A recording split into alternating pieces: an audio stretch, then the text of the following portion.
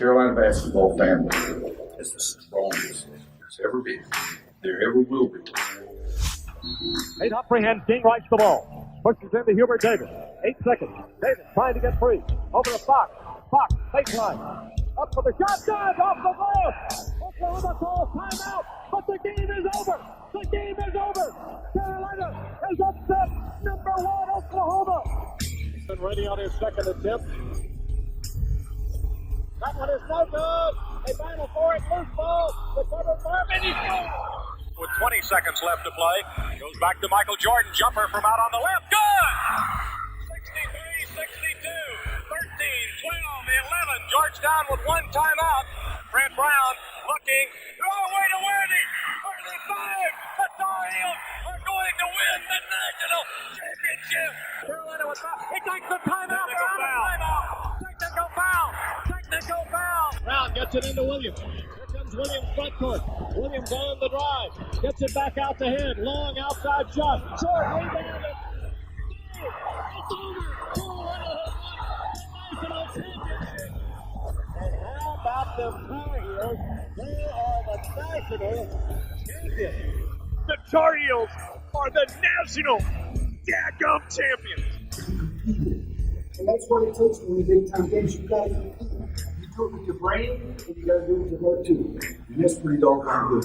From QCBroadcasting.com, this is the Roy's Boys Podcast with your host, Josh Marlowe.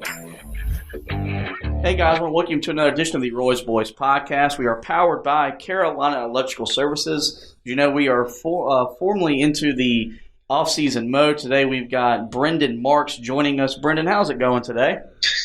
It's going good, Josh. I'm just trying to make it through this quarantine best I can. You know, it's a new challenge, but we got to do our part. We'll get through this together. Yeah, I've actually got a funny story. I used to intern with ESPN 730 The Game, and so the first time that you were coming on when I interned there, you were writing about the Panthers, and so I got up all your questions that day. And then one of the next times that I came in to do the show and you were on, I just thought, well, he's writing still for the Panthers. I didn't realize that you had changed and now we're writing about Carolina or college basketball in the ACC. What did you learn about the ACC in your first season covering the league? Yeah, you know, I think one of the coolest things to me about the ACC is the history, and not just the history of who has been where, who has done what, the historical figures. Obviously, that's a given no matter what league you're in. But I mean more so the tradition of expecting certain things from certain coaches, and maybe not things that show up on a box score or whatever. Like, for example,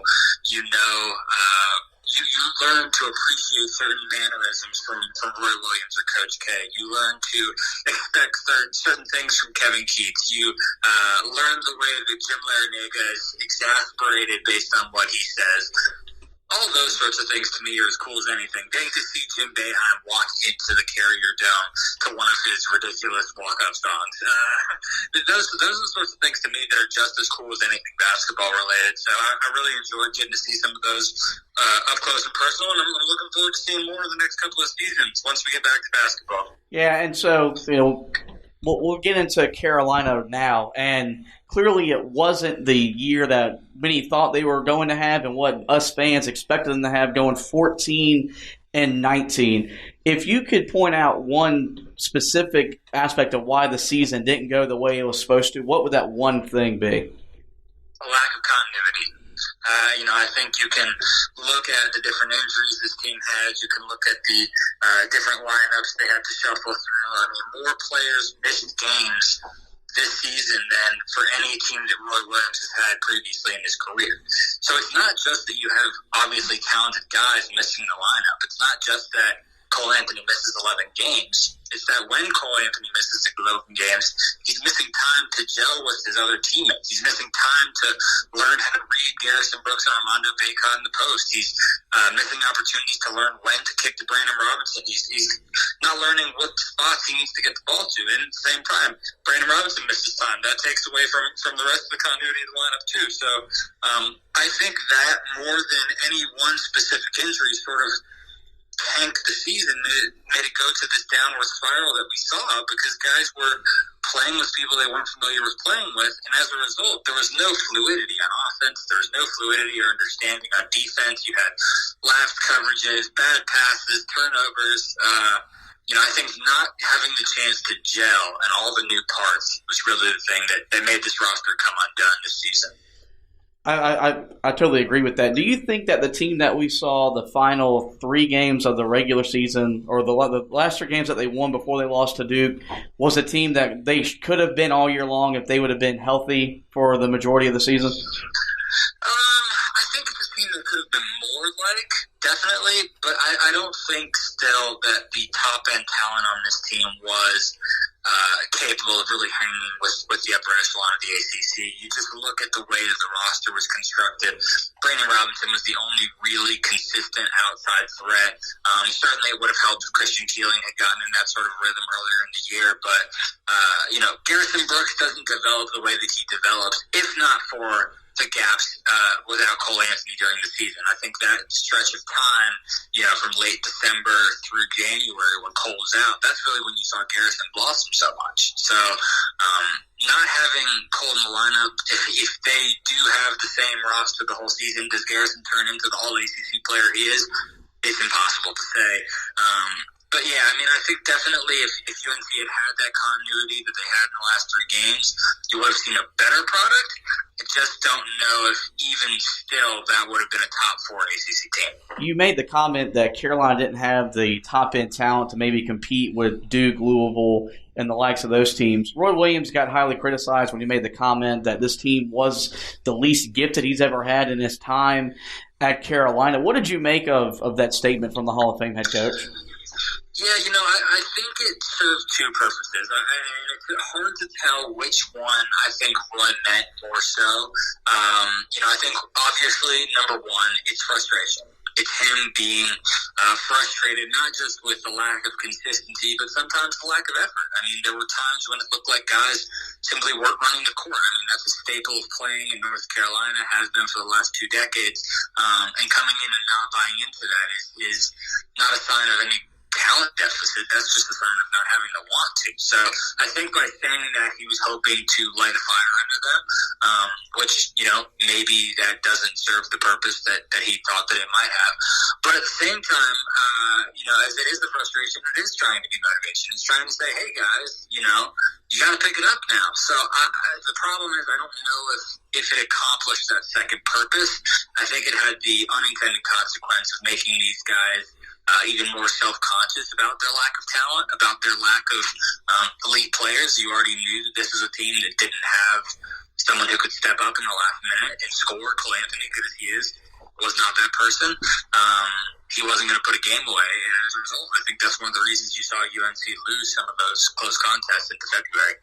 You also brought up the growth of Garrison Brooks, and it's something that no Tar Heel fan was expecting. And he came from a guy that we were counting on to be a defensive stopper and rebounder to second-team All-ACC, league's most improved player, and led the conference in scoring in ACC games. What stood out to you the most about his growth over the course of the season? Yeah, I think it was the way that he turned into the fulcrum. When I first started on the beat in November, I remember going into the locker room after games and asking, who's the lead? Like, asking myself and asking outwardly, who's the leader of this team? Is it Cole? Is it Brandon Robinson? He's the senior. Is it Garrett? You didn't really know. But over the course of the season, you really saw Garrison step up into that role in an unquestioned fashion. He was by far and away the guy that everybody turned to. And I think, as good an example as any to illustrate that is when UNC players found out that Garrison wasn't going to play against Louisville, they went white. It was like they'd seen a ghost because they realized that they didn't have their heartbeat and they realized they didn't stand a chance. So, a basketball part of it, yes, obviously Garrison developed into much more than we ever would have expected. This was a guy who was the 6th option last year. But to see him take over the team, I think is the thing that, impressed me the most noticeably, and it's the thing that I think is going to matter the most moving forward into next year. You also talked a lot about Cole Anthony, and rightfully so. This is a guy that coming in was the number 2 player in high school. Roy Williams said that he was the most talented point guard he's ever coached, and that's saying something coming from Roy Williams. Didn't have the season that he was expecting to have. Injuries kind of got in the way of that. Do you see a situation where he comes back next year? No, not at all. there's no chance Cole Anthony's coming back next season. And frankly, I think it's probably for the best for both him and for UNC. Cole is obviously a talented athlete. He's someone who has basketball in his blood. His father Greg spent a number of seasons in the NBA, but the matchup between this UNC roster and Cole Anthony just was not the fit that I think a lot of people expected. Certainly not the fit that Roy Williams expected it to be. And so I think it would be in the best interest both of Cole and UNC as a whole for him to sort of take the expected next steps of the NBA. When Carolina got beat in the NCAA tournament last year to Auburn, Roy Williams got a mandate that they were going to return to playing 2 guys in the post.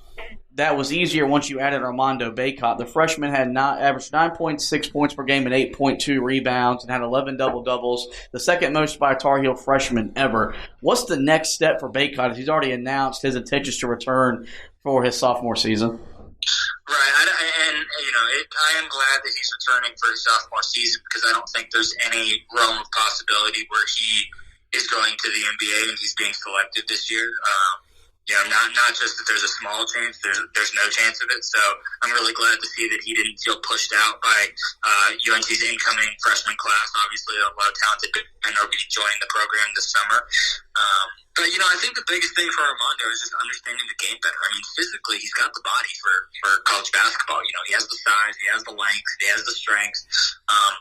I think he needs to work on his conditioning some. You could see him get winded, and you could see that when he did, details were the first things to go. Floor spacing were the first things to go. Finishing around the basket, things that take focus and concentration were the things that fell away from his game when he got tired. So conditioning is a big thing. And then again, just studying.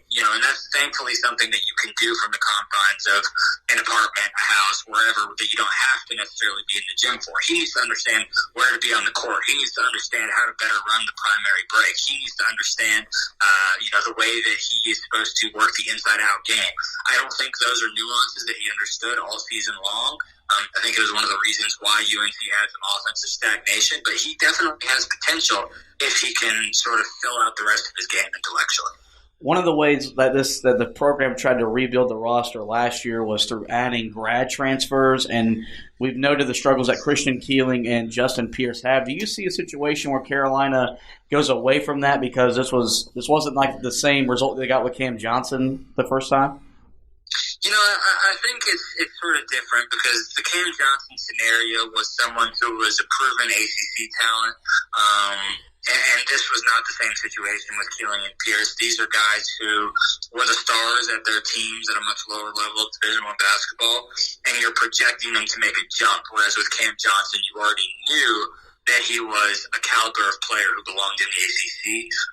I'm not sure that you could say the same thing about Justin Pierce, and certainly Keeling for most of the season didn't look that way.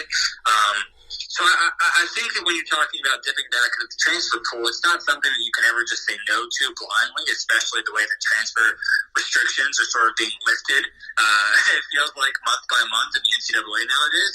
But I do think that Roy Williams will be more careful with who he brings in. I think you're going to be looking at fewer of those guys where you're projecting what they could become at the ACC and more guys who already have Power 5 experience. Carolina lost 6 games by 3 points or less, which was tied for the most in program history. How do they fix that going into 2020? If there was an easy answer to that, as Roy Williams said, he'd have fixed it by now. But I think one thing that really killed these guys late in games was not having the intellectual understanding of the situation. And, it really shows up against Clemson. Roy Williams obviously talked so much about how at the end of that game, he felt like he mismanaged it and not giving the players the direction they needed. But I think you could extend the same scenario to a couple of other games. Duke, Notre Dame. I think that the guys just overall didn't have the complete understanding of where they were supposed to be and what they were supposed to do in every scenario. That's something that I think is a product of having a youthful team and a product of having a team with a lot of fresh faces. But not necessarily something that can't be fixed. These guys now all have a year of experience doing so. Guys like Leaky Black, guys like Armando, guys like Garrison, they're going to know much better now what to do than they did when they were living through it the first time. You brought up Leaky Black, and this was a guy that in